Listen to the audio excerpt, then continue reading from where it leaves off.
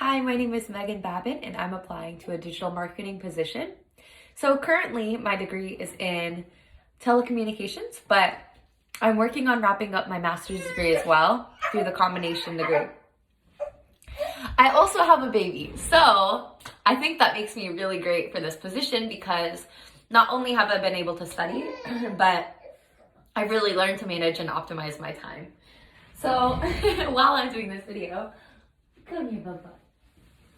I'm gonna have my little baby sit with me because he wants to be a part of this.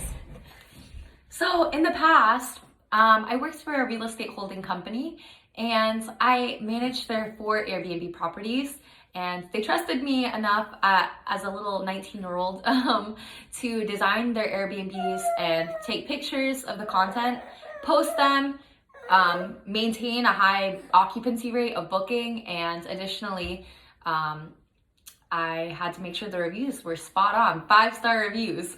So that really, I learned a lot. I watched a lot of YouTube. I asked a lot of other people in the area that had Airbnbs on like how to maximize occupancy and how to get return guests. And it was a lot of hard work and I learned so much, and I'm really grateful for that opportunity.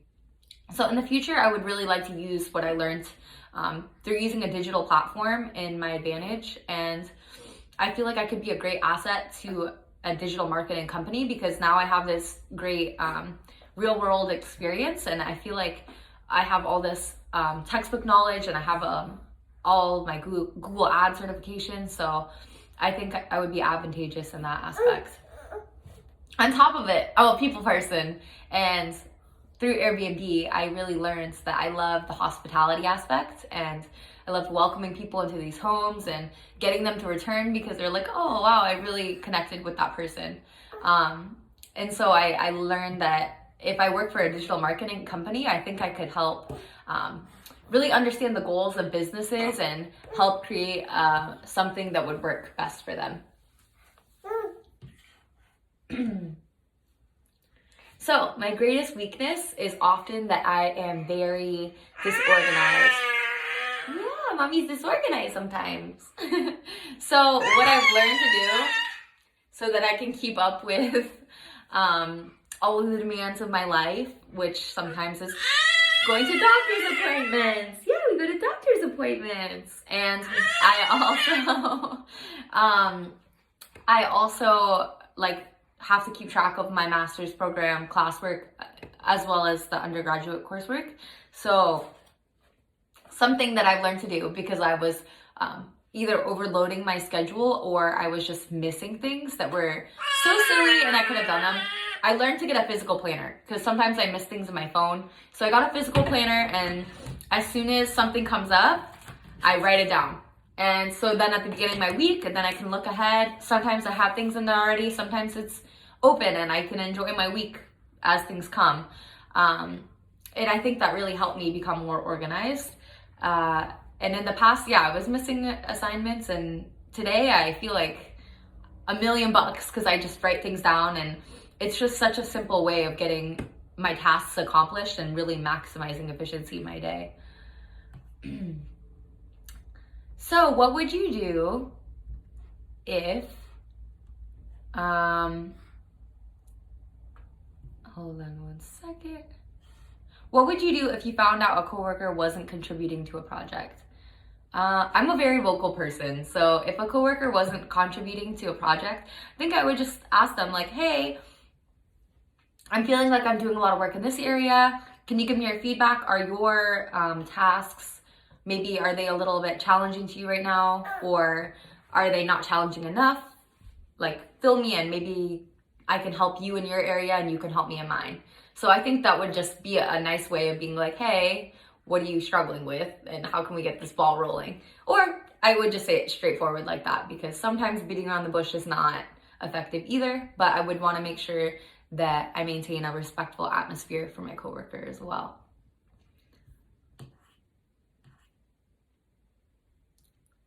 Okay, tell me about a time when, you want to tell them about a time when too?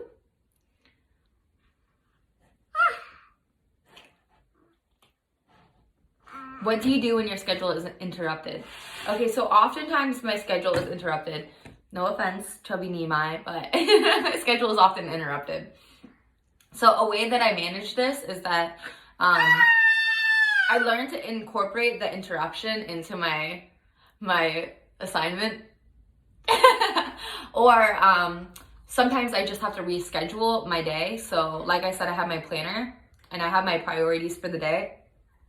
So I usually number them 1 to 5. I try not to put too much more on my schedule than that, otherwise it just doesn't happen. And sometimes I wake up early and I try to get my most prioritized day, like things done right off the bat, and sometimes that just doesn't happen. So what I do is I'll ask for help. I'm never shy to reach out to my mother-in-law or somebody and be like, hey, can you watch the baby because I'm working on something and it's getting interrupted? Or I'm working on assignment and I get a call from my internship. So then I need to prioritize, is this assignment due today? And if it's not, then I'll just work on the internship and then I'll get right back to the other project. So I kind of just go with tasks as they come, but it's really good to have a structure that's set up in the first place.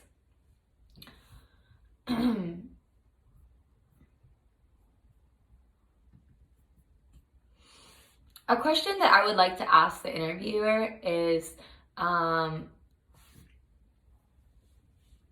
would like to know, oh, sorry, hold on 1 second.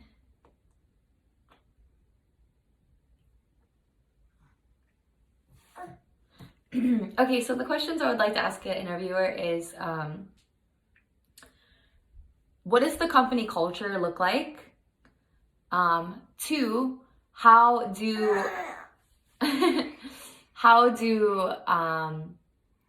the staff respond to the company culture events hosted by the employer? And lastly, what does growth look like in this business?